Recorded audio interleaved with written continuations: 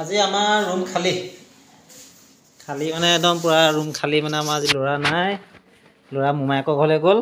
আজি পুৰা মিছ কৰি আছোঁ তাক আজি সঁচাকৈ বহুত বেয়া লাগিছে সি গুচি গ'লত পুৰা কাপোৰ কানি চব তালৈ উঠাই লৈ গুচি গ'ল যি য'ত আছিলে এতিয়া কেতিয়াকৈ আহিব ঠিকান নাই এতিয়া মই অকলে আৰু মা তাকে এতিয়া খাবলৈও ভাত পানী মন যোৱা নাই হা কলকলাই থাকে ন মাৰ লগত পুৰা কথা পাতি থাকে দেখোন আজি অকণমান আছোঁ বাৰু পাব তাত কিনো বনাওঁ কিনো খাওঁ নিৰামিষকৈ খাব লাগিব আজি তাকে কিবা এটা বনাব লাগিব টেঙা মৰা গুটি ন আদা নহৰু জলকীয়া পিঁয়াজ চিয়াজ লৈ লৈছোঁ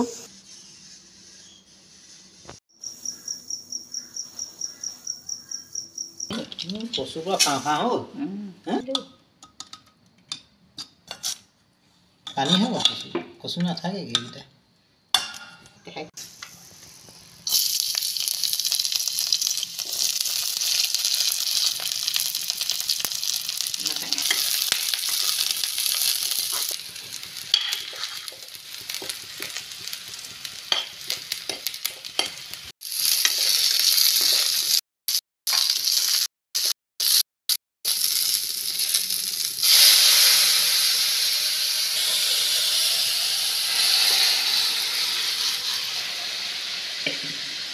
আজি এনেকৈ খাই দিব লাগিব একদম চিম্পুল ভাত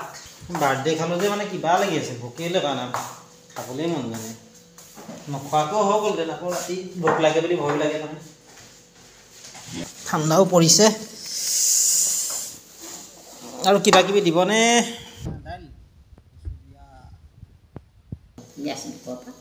ধুনীয়া সিজিছে হৈ যাব বেছি নালাগে ইয়াতে কেঁচা পিঁয়াজ অকণ কাটি দিয়ক ভাততে দালিটো দি দিয়ক নেকি ইয়াত হৈ যাব নালাগে ইয়াতকৈ আৰু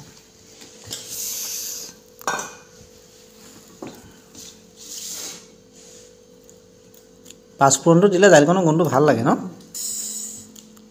এইটো হৈছে টেঙামৰা গুটি জেলি বনাই খাই ভাল লাগে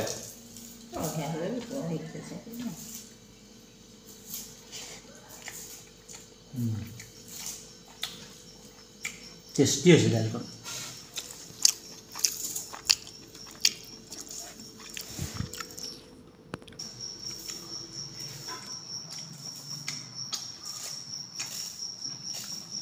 ভণ্টিয়ে দিয়া আৰু কি কচু আছিলে মা টেকেলি কচু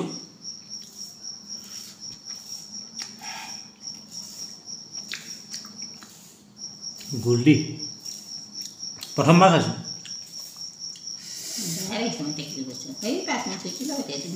বহুত টেষ্টি একোৱেই নাই পূৰা সিজি গ'ল আৰু অকণমান থকাটো ফাঁ হৈ গ'ল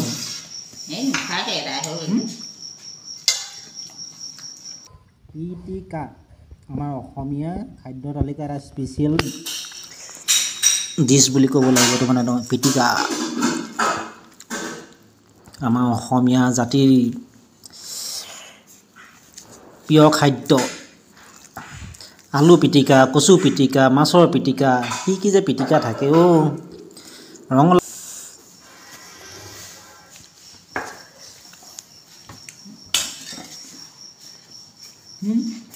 হাতে লাগে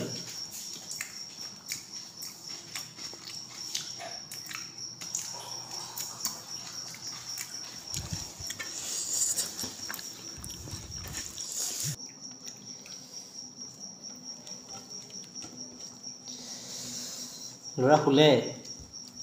খাই বৈ ঠাণ্ডা যি পৰিছে ভয় লাগে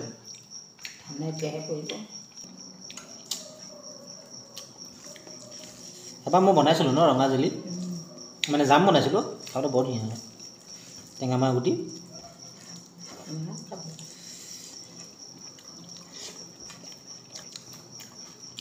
এইটো কচুটো মানে পাত কচুৱে হয় ন কাঠালুটো নহয় এইটো ডাঙৰ টেকেলি কচু ডাঙৰ খালি সেইদিনাখন মই দেখিছোঁ নহয় 4 কেজিমান হ'ব তাতে এটা কচু ৱেট